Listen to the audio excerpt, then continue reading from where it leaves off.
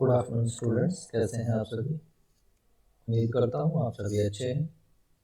तो जो हमारा फर्स्ट चैप्टर हमने स्टार्ट किया हुआ है बेसिक प्रॉब्लम ऑफ इकोनॉमी।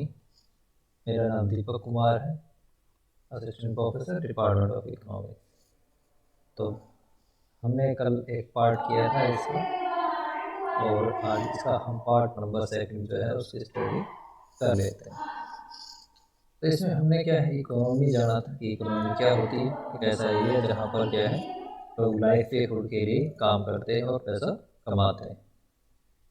उसके बाद हमने economic activity, non economic activity जाना, इकोनॉमिक प्रॉब्लम्स क्या हैं, स्केर्सिटी क्या होती है, अनलिमिटेड बॉन्ड्स क्या होती है, ये सारी चीज़ें हमने इसके अंदर देखी थी। तो आज जो हम पढ़ेंगे वो है हमारा कि बेसिक प्रॉब्लम्स ऑफ इकोनॉमी क्या थी। इसमें टोटल हमारे पास क्या है, 6 बेसिक प्रॉब्लम थी। व्हाट टू प्रोड्यूस, कि किस चीज़ का प्रोडक्शन करना चाहिए, और हाउ मच टू प्रोड्यूस, यानी कि कितना प्रोडक्शन करना चाहिए। उसके बाद एक क्वेश्चन था हमारे पास कि हाउ टू प्रोड्यूस, यानी कि कितना प्रोडक्शन हम करें। और थर्ड था होम टू प्रोड्यूस, यानी कि प्रोडक्शन किसके लिए किया जाए। उसके बाद हमारे पास आता है कि how to achieve fuller utilisation of resources, जो हमारे पास रिसोर्सेज हैं उनका हम कैसे फुली यूटिलाइज कर सकें। और फिर है कि how to attain efficiency in production and distribution. 6 point हमारे पास है how to accelerate economic growth, की इकोनॉमिक ग्रोथ है उसको कैसे इंक्रीज किया जाए। फर्स्ट जो था कि what to produce and how to produce, ये हमने कल पढ़ लिया था। तो अगर आपने कल की वीडियो नहीं देखी है तो यूट्यूब का जो लिंक मैंने आपको ग्रुप में प्रोवाइड कराया है उस लिंक को क्लिक करिए, और कल जो लेक्चर लिया था उस लेक्चर की वीडियो को आप देख सकते हैं। अब नेक्स्ट पढ़ते हैं जो आज हमें पढ़ना है। जो हमें नेक्स्ट आज पढ़ना है उसकी स्टार्टिंग होती है होम टू प्रोड्यूस, यानी कि मेन क्वेश्चन ये है कि प्रोडक्शन किसके लिए किया जाए। और यहाँ हम ये कह सकते हैं इस प्रॉब्लम को कि जो प्रोडक्शन आपने किया है उसका डिस्ट्रीब्यूशन किस तरीके से किया जाए। यहाँ पर जो प्रॉब्लम है वो है आपका जो प्रोडक्शन हम करते हैं कि तो उस प्रोडक्शन को हम किस तरीके से डिवाइड करेंगे। जो different kind of production function होते हैं, आपको पता है कि 4 प्रोडक्शन फंक्शन होते हैं हमारे। इसको एक एग्जांपल से समझते हैं कि हमारे पास जो प्रोडक्शन फंक्शन है वो बेसिकली 4 टाइप के होते हैं। ये 4 हमारे पास प्रोडक्शन फंक्शन है, और ये हैं, एक हमारे पास है लैंड, एक है लेबर, एक है हमारे पास कैपिटल, और एक है हमारे पास एंटरप्रेन्योर। तो लैंड को हम जो बेसिकली है कि लैंड ओनर उसको हम रेंट देते हैं, लेबर को वेजेस दी जाती हैं, कैपिटल को हम रेट ऑफ इंटरेस्ट देते हैं, और जो एंटरप्रेन्योर है उसको हम प्रॉफिट देते हैं। तो हम किस तरीके से हमारा जो प्रोडक्शन है उसको डिवाइड करेंगे, एक ये भी इकोनॉमिक प्रॉब्लम हमारे सामने आती है। जैसे कि मान लेते हैं कि हमारी जो इंडियन इकोनॉमी है, जो इंडियन इकोनॉमी है इसमें टोटल जो हमारा प्रोडक्शन है वो है आपका 100 यूनिट्स। अब इन 100 यूनिट्स को हमें क्या है, इन सभी प्रोड्यूस जो हमारे पास प्रोडक्शन फंक्शंस हैं इनको हमें डिवाइड करना है। क्योंकि ये जो 100 यूनिट का जो हमने प्रोडक्शन किया है इसमें सभी का कंट्रीब्यूशन होता है, चाहे वो फिर लैंड हो, लेबर हो, कैपिटल हो या एंटरप्रेन्योर हो। इन सभी के कंट्रीब्यूशन से क्या है, इन 100 यूनिट फूड्स का प्रोडक्शन हुआ है। तो इन सभी को हम क्या है, इस प्रोडक्शन को हम डिवाइड करेंगे। तो ये रेंट के रूप में हो, चाहे बेसिस में हो, चाहे रेट ऑफ इंटरेस्ट हो, या तो प्रॉफिट की फॉर्म में हो। तो इस तरीके से हम क्या है इनका डिवाइड करते हैं। ये एक हमारे पास क्या है, इकोनॉमिक प्रॉब्लम है। तो इस प्रॉब्लम का हमें क्या है सॉल्यूशन फाइंड करना है। नेक्स्ट है हमारा how to utilise, how to achieve fuller utilisation of resources, कि जो हमारे पास रिसोर्सेज हैं उनका हम कैसे फुली यूटिलाइज करें। देखिए ये प्रॉब्लम क्या है कि हम दो जनरेशन को लेके चलते हैं कि एक तो जनरेशन आपकी और हमारी है जो कि प्रेजेंट जनरेशन है। इस प्रेजेंट जनरेशन और एक हमारे पास है फ्यूचर, यानी कि जो भविष्य में जनरेशन आएगी वो। तो हमें क्या है अपने रिसोर्सेज को इस तरीके से एक्सप्लॉइट करना है, इस तरीके से हम उन्हें यूज़ करें कि वो प्रेजेंट में भी यूज़ हो सके, यानी कि उसे हम भी यूज़ कर सकें और जो फ्यूचर जनरेशन है वो भी उसका क्या है यूज़ कर सके। तो हमें इस तरीके से यूटिलाइज करना है। यहाँ पे क्या है कि अगर आपने लार्ज स्केल ऑफ एक्सप्लोटेशन जो है वो प्रेजेंट में कर लिया, कि प्रेजेंट में हमने क्या किया, लार्ज स्केल पर जो हमारे पास गुड्स थे, गुड्स एंड सर्विसेज हैं, अगर वो हमने यूज़ किए तो फ्यूचर जनरेशन के लिए उसका जो फ्यूचर जनरेशन है उसके लिए जो प्रोडक्शन है वो आपका कम हो जाता है, तो वो आपका क्या है डाउन हो जाएगा। इसी तरीके से अगर आपने फ्यूचर जनरेशन के लिए गुड्स को छोड़ दिया तो वो क्या है आपका प्रेजेंट जनरेशन है उसमें कम यूज़ हम उसको कर पाएंगे।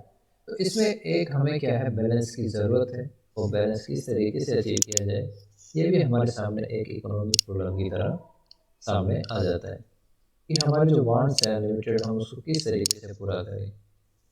तो इस प्रॉब्लम का सॉल्यूशन भी हम निकालते हैं आगे जाके इकोनॉमिक्स में ही। तो आगे हम इसकी स्टडी करेंगे। नेक्स्ट है हमारे पास how to attain efficiency in production and distribution, कि आपका जो प्रोडक्शन है और डिस्ट्रीब्यूशन है उसमें आप कैसे एफिशिएंसी को अचीव कर सकते हैं। देखिए इसमें एक नाम जो आता है वो आता है Pareto.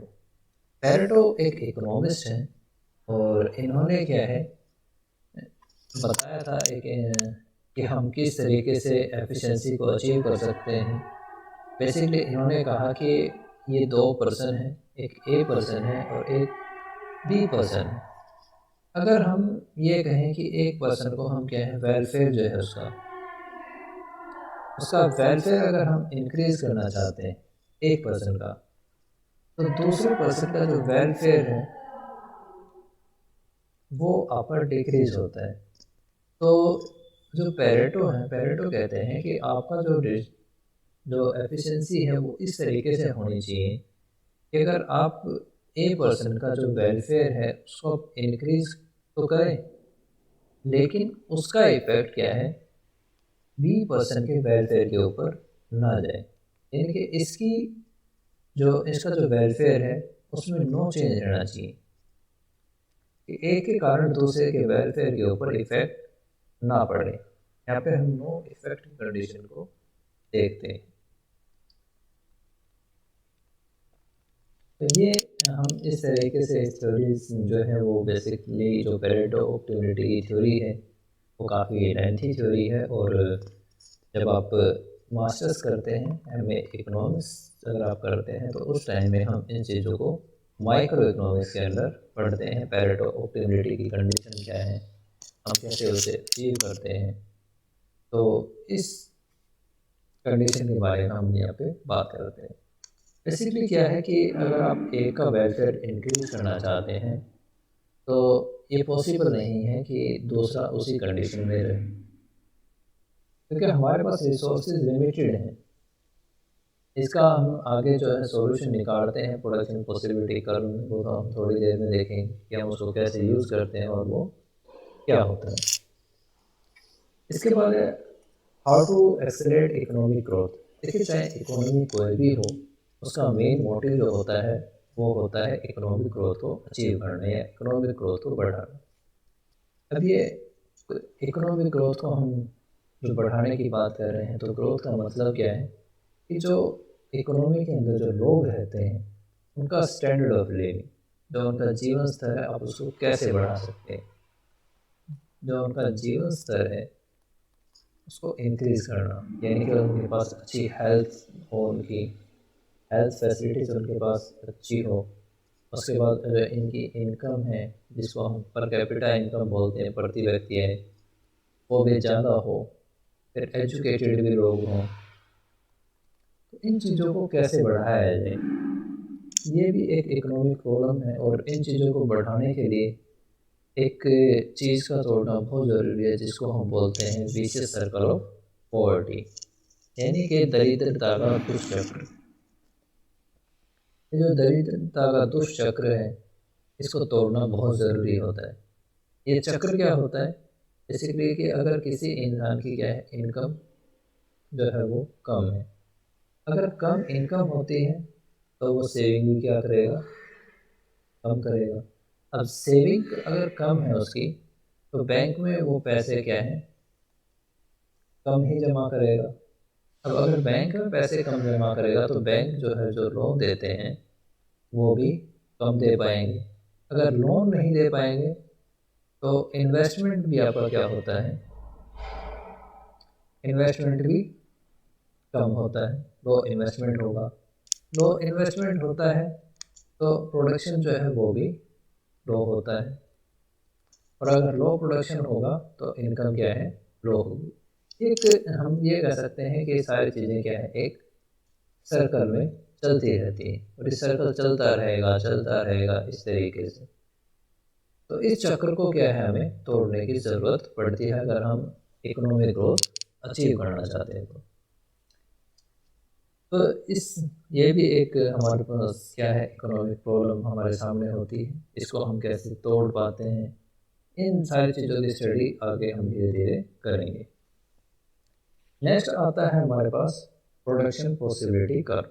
Production possibility curve basically क्या है कि इसमें हम दो चीज़ें पढ़ते हैं, एक हमारे पास आता है प्रोडक्शन पॉसिबिलिटी शेड्यूल, और एक हमारे पास होता है production possibility curve. Production possibility जो शेड्यूल है वो बेसिकली हमें क्या है, टू गुड्स का कॉम्बिनेशन के बारे में बताता है, जिसको हम क्या है, गिवन रिसोर्सेज या टेक्निक से प्रोड्यूस करते हैं। चलिए इसको एक सिंपल फॉर्म में स्टेप से समझते हैं। मान लेते हैं कि हमारे पास क्या है, 10 लेबर्स है, 10 लेबर्स हैं, और इन 10 लेबर से हम क्या है, दो गुड का प्रोडक्शन कर सकते हैं। एक हमारे पास क्लॉथ है और एक हमारे पास है वीट। वीट को हम गेहूँ बोलते हैं, तो एक हमारे पास क्या है, गेहूँ। इन दो गुड्स का हम प्रोडक्शन कर सकते हैं। तो अगर मैं ये कहूँ कि हम सभी 10 के 10 जो लेबर्स हैं उनको हम लगा लेते हैं वीट के प्रोडक्शन में, गेहूँ के प्रोडक्शन में, तो वो प्रोडक्शन करेंगी 100 लाख टन क्या है, या 100 यूनिट जो है वो गेहूँ का प्रोडक्शन करेंगी, और क्लॉथ का जो प्रोडक्शन होगा वो 0 होगा।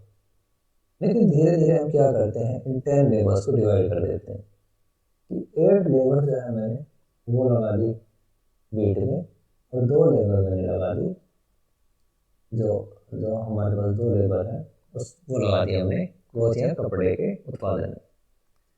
तो अब क्या है, जो पहले यहाँ पे 10 लेबर लगी हुई थी, अब लेबर अगर कम होती हैं तो गेहूं का जो उत्पादन है, जो वीट का प्रोडक्शन है वो कम हो जाएगा। 90 से 100 से 90 हो गया। और जो क्लॉथ का प्रोडक्शन है, जहाँ पहले 0 लेबर लगी हुई थी अब 2 लेबर लग गई, तो इसका प्रोडक्शन जो है वो इंक्रीज हो गया 1। ऐसे आगे ये फर्दर अप्लाई होता रहेगा कि अगर हम लेबर को और कम कर दें, कि 6 लेबर अगर हम वीट में लगा दें और 4 लेबर हम लगा देते हैं क्लॉथ के प्रोडक्शन में, तो क्लॉथ का प्रोडक्शन इंक्रीज हो गया 2 हो गया, और वीट का प्रोडक्शन डिक्रीज हो गया हमारे पास 70 हो गया। इस तरीके से ये क्या है, फर्दर आगे चीज़ें चलती रहती है। तो आखिरी ई कॉम्बिनेशन जो है हमारे पास, वो हमें क्या बताता है कि हमें जो हमारे पास 10 की 10 लेबर थी वो सारी की सारी हमने यूज़ कर ली किसके प्रोडक्शन में, क्लॉथ के प्रोडक्शन में। क्लॉथ का प्रोडक्शन जो है वो 10 हो गया, सॉरी 4 हो गया 10 लेबर्स को यूज़ करके, और 0 लेबर जब हमने यूज़ करी वीट के लिए, तो वीट का प्रोडक्शन भी क्या है, 0 है। एक चीज़ आप नोटिस करेंगे कि जब हमने लेबर चेंज करी है तो लेबर हर कंडीशन में हमारे पास कितनी है, 10 है। जो टोटल लेबर है उसमें चेंज नहीं होगा, क्योंकि हमने पहले ही माना है कि हमारे पास जो टेक्निक है या जो रिसोर्सेज है वो ऑलरेडी गिवन है। तो लेबर हर कंडीशन में कितनी रहेगी, 10 रहेगी। बस हम उसी लेबर को क्या करते हैं, एक गुड से दूसरे गुड में हम शिफ्ट कर लेते हैं कि पहले हमने सारी लेबर वेट में लगा रखी थी, गेहूँ के उत्पादन में लगा रखी थी, उसमें से कुछ लेबर हमने क्या करा, निकाल ली और हमने क्लोथ के प्रोडक्शन में लगा दी। तो इस सारे इस टेबल को हम कहते हैं, जो कि आपका रिप्रेजेंटेशन होता है प्रोडक्शन पॉसिबिलिटी कर्व का, प्रोडक्शन पॉसिबिलिटी शेड्यूल हम इसको बोलते हैं। अब बात करते हैं प्रोडक्शन पॉसिबिलिटी कर्व की। तो प्रोडक्शन पॉसिबिलिटी कर्व क्या है, ग्राफिकल रिप्रेजेंटेशन होता है प्रोडक्शन पॉसिबिलिटी शेड्यूल का। ये क्या करता है, show the alternate production possibilities of two set of good with given resources and technique of production. कि ये क्या होता है, जो हमने प्रोडक्शन पॉसिबिलिटी शेड्यूल अभी पीछे बनाया था उसका ग्राफिकल रिप्रेजेंटेशन है, जो कि दो हमें गुड का कॉम्बिनेशन या कॉम्बिनेशन जो हमें बताता है, एक हमारे पास है व्हीट यानी कि गेहूँ, और दूसरा हमारे पास है क्लॉथ। कि अगर गिवन जो लेबर है, गिवन लेबर अगर मैं मान लूँ 10 है, तो इन 10 लेबर्स का हम क्या जो यूज़ है वो करके और हम क्या करते हैं, डिफरेंट कॉम्बिनेशन को हम प्रोड्यूस कर सकते हैं। इसमें अगर मैं बात करूं तो हम बात कर लेते हैं अगर जी कॉम्बिनेशन की, एक कॉम्बिनेशन हम लेते हैं जी। इस जी कॉम्बिनेशन में क्या है, जी कॉम्बिनेशन हमें बताता है कि अगर हम 8 लेबर का यूज़ करें तो हम प्रोडक्शन कर पाते हैं ओ ए इसका वीट का, ओ ए प्रोडक्शन हम करेंगे वीट का, और 2 लेबर्स उसमें से हमने लगा रखी हैं किसमें, क्लॉथ के प्रोडक्शन में। तो ओ डब्ल्यू जो है हमारे पास, ये जो यहाँ से यहाँ तक का जो ओ डब्ल्यू पार्ट है, ये हम प्रोडक्शन कर पाएंगे क्लॉथ का। तो अगर इस कॉम्बिनेशन को अगर हम चेंज करें कि हमने क्या करा, हम मान लेते हैं कि हमने इस कॉम्बिनेशन को एच कॉम्बिनेशन पर शिफ्ट कर दिया, हम जी से आ गए एच पे। ये हमें क्या शो करता है कि जैसे हम एच कॉम्बिनेशन पे आए, हमने जो वेट का प्रोडक्शन है उसको कम कर दिया और क्लॉथ का जो प्रोडक्शन है उसको इंक्रीज कर दिया। कि अब हम क्या क्या कर रहे हैं, एच कॉम्बिनेशन पे 6 लेबर जो हम वो यूज़ कर रहे हैं वीट के प्रोडक्शन में, और यहाँ पे हम प्रोडक्शन कर पा रहे हैं ओ बी वीट का। ठीक है, और इसमें क्या है, इसी कंडीशन में 4 लेबर हमने लगा दी इसमें क्लॉथ के प्रोडक्शन में, और यहाँ पर जो हम प्रोडक्शन कर पा रहे हैं वो हम कितना कर पा रहे हैं, ओ एक्स का प्रोडक्शन हमने किया इसमें क्लॉथ का। तो जैसे हमने क्या है, क्लॉथ की जो जो वीट की लेबर थी उसको कम करके हमने क्लॉथ में लगाया, तो हमारा क्या है, क्लॉथ का प्रोडक्शन इंक्रीज हो गया और वीट का प्रोडक्शन आपका क्या है, कम हो गया है। तो इस तरीके से ये क्या है, डिफरेंट हमारे पास कॉम्बिनेशन बनते हैं। तो ये इन कॉम्बिनेशंस से जो हम कर्व ड्रॉ करते हैं, जो पीपी हमारे पास जो कर्व है, पीपी जो हमारे पास ये कर्व है, इसको हम बोलते हैं production possibility curve, PPC curve इसको हम बोला जाता है, जो कि हमें क्या है, एक पॉसिबिलिटी शो करता है इसकी 2 डिफरेंट गुड्स के कॉम्बिनेशन की, जो कि हम गिवन रिसोर्सेज या टेक्निक से प्रोड्यूस कर सकते हैं। नेक्स्ट हमारे पास इसकी कुछ अजम्पशंस होती हैं कि प्रोडक्शन पॉसिबिलिटी कर्व कब हम यूज़ कर सकते हैं। तो फर्स्ट जो इसकी अजम्पशन है वो हमारे पास होती है कि यहाँ पे आपका fix quantity of factor of production, यानी कि यहाँ पे आप रिसोर्सेज जो है उसको आप चेंज नहीं कर सकते। कि अगर आपको 10 लेबर्स दी हैं तो ये 10 लेबर्स जो है वो कांस्टेंट होती हैं, स्थिर होती हैं, इसको आप इंक्रीज या डिक्रीज नहीं कर सकते, इनमें चेंज आप नहीं कर सकते।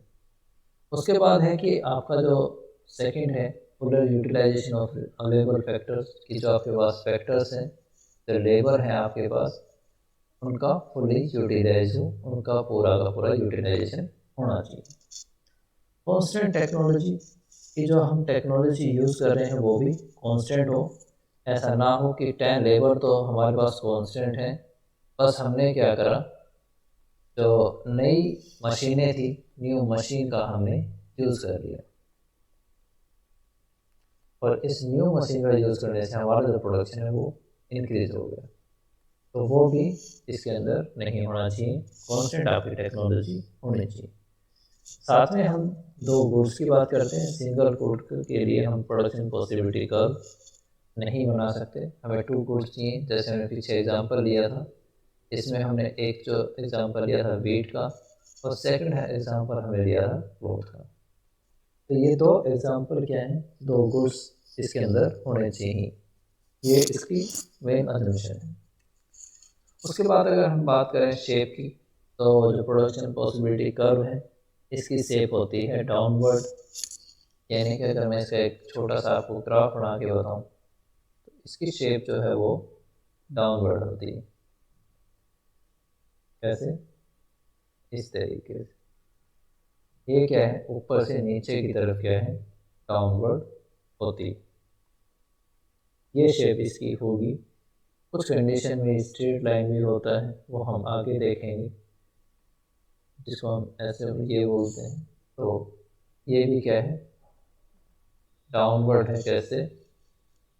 Left to right downward sloping ये है। उसके बाद आता है कि ये कन्वेव टू द ओरिजिन होता है। प्रोडक्शन पॉसिबिलिटी कर्व जो है वो कन्वेव टू द ओरिजिन होता है।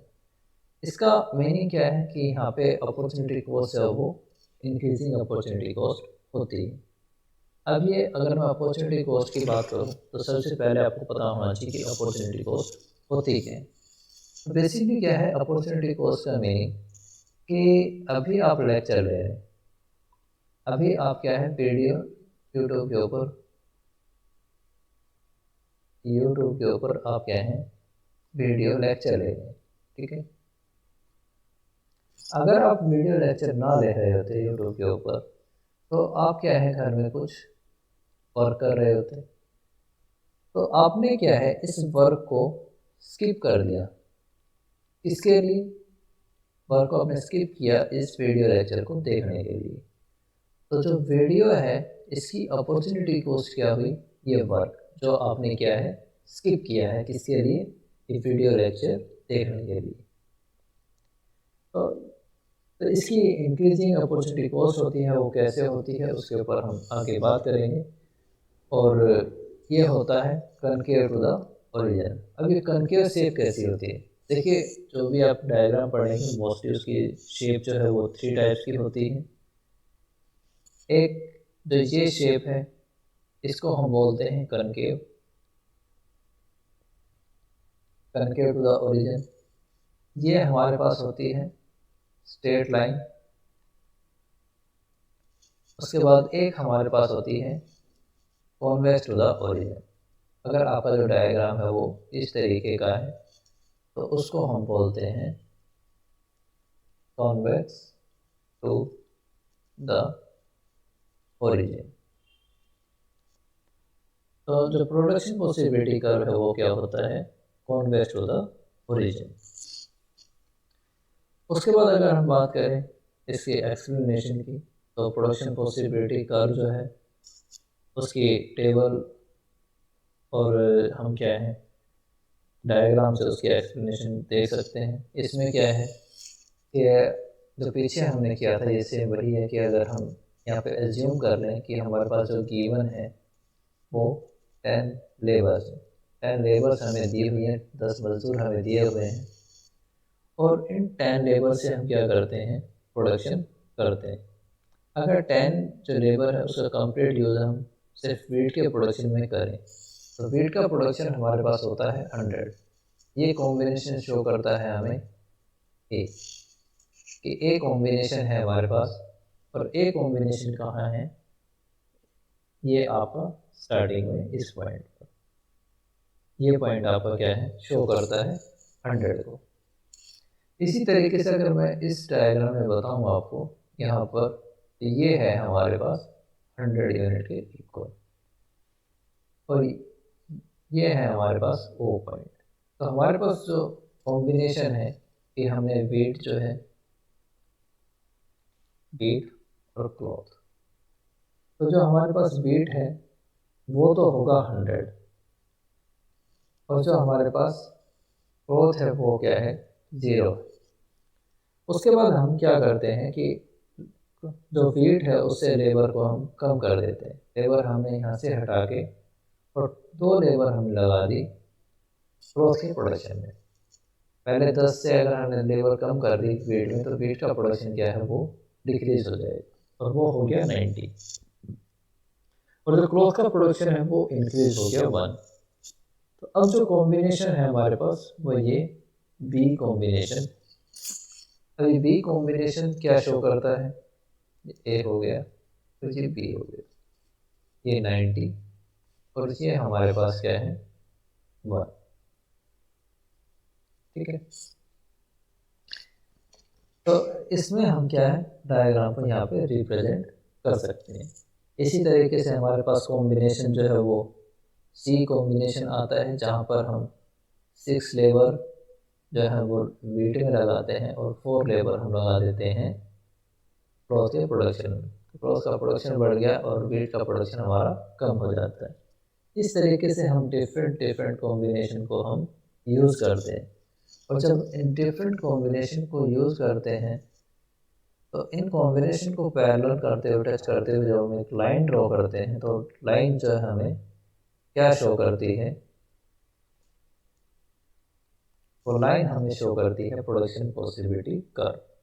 जब हम A combination, B combination, C, D और ई कॉम्बिनेशन को जब हम मिलाएंगे, तो एक लाइन जो बनती है हमारे पास, उसी को हम बोलते हैं प्रोडक्शन पॉसिबिलिटी कर्व।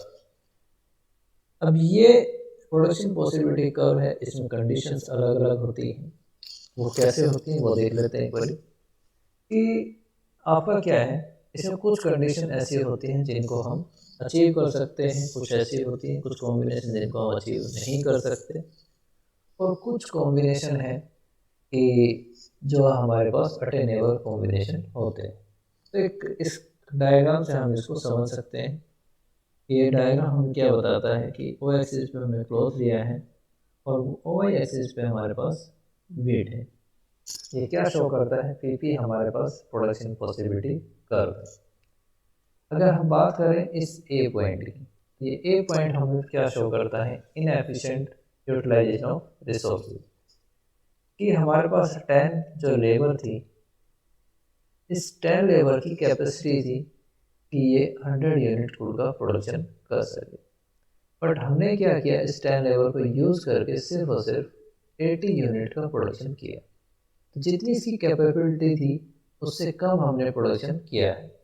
तो ये क्या शो करता है कि जो हम रिसोर्सेज यूज़ कर रहे हैं वो इनएफिशिएंट है, जितना उसके अंदर कैपेबिलिटी है हम उससे कम यूज़ उसका कर पा रहे हैं। जो हमारे पास थर्ड चीज़ है वो क्या है, थर्ड हमें चीज़ बताती है कि अटेनेबल कॉम्बिनेशन। अटेनेबल कॉम्बिनेशन क्या है कि आपके पास 10 लेबर्स थी और इन 10 लेबर्स से हम क्या है 100 यूनिट का प्रोडक्शन कर सकते हैं। तो जो 100 यूनिट का प्रोडक्शन कर सकते हैं, हमने इसकी कंप्लीट कैपेसिटी का यूज़ किया और इससे 100 यूनिट फूड का प्रोडक्शन किया। तो ये क्या है, हमारा अटेनेबल कॉम्बिनेशन है जिसको हम अचीव कर सकते हैं, या ऑप्टिमम लेवल ऑफ कॉम्बिनेशन है। ये कॉम्बिनेशन अलग अलग हो सकते हैं, जैसे हमने पीछे देखा था कि हम इसमें डिफरेंट डिफरेंट कॉम्बिनेशन को यूज़ कर सकते हैं। 91 को, फिर उसके बाद हमने एक देखा था कि हम 70 और 2 का प्रोडक्शन करते हैं। तो इस तरीके से ये सारे कॉम्बिनेशन क्या हैं, अचीव किए जा सकते हैं। तो वो चीज़ हम क्या है यहाँ पे देखेंगे। उसके बाद एक जो हमारे पास क्वेश्चन आता है वो आता है अनअटेनेबल कॉम्बिनेशन ऑफ आउटपुट। कि जो आपके पास गिवन रिसोर्सेज हैं, उन रिसोर्सेज का यूज़ करके हम किन कॉम्बिनेशन को हम अचीव नहीं कर सकते। तो ये जो कॉम्बिनेशन है हमारे पास, इसको अगर मैं बताऊं तो हम ये मान लेते हैं कि ये 500 गुड्स जो 500 यूनिट है उसका कॉम्बिनेशन है। अब देखिए हमारे पास प्रॉब्लम क्या है कि हमारे पास जो 10 लेबर्स हैं उसकी मैक्सिमम कैपेसिटी है कि वो 100 यूनिट का ही प्रोडक्शन कर सकती है। लेकिन ये जो कॉम्बिनेशन है, ये जो पॉइंट है आपका, ये हमें बताता है किस चीज़ को कि 500 यूनिट का प्रोडक्शन करना है। तो ये एक ऐसा कॉम्बिनेशन है जिसको हम 10 लेबर्स के साथ अचीव नहीं कर सकते।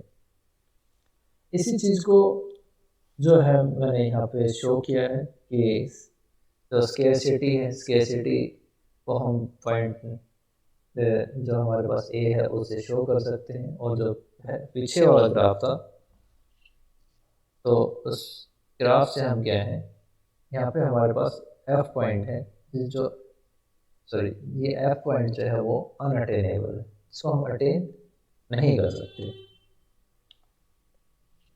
उसके बाद चॉइस की बात करें तो हम क्या है, डिफरेंट कॉम्बिनेशन को हम चूज़ कर सकते हैं जो कि प्रोडक्शन पॉसिबिलिटी कर्व में दिखा है कि हम चाहें तो हम इस ए कॉम्बिनेशन को, बी को, या हम इस सी कॉम्बिनेशन को हम चूज़ कर सकते हैं, जो भी हम चाहें।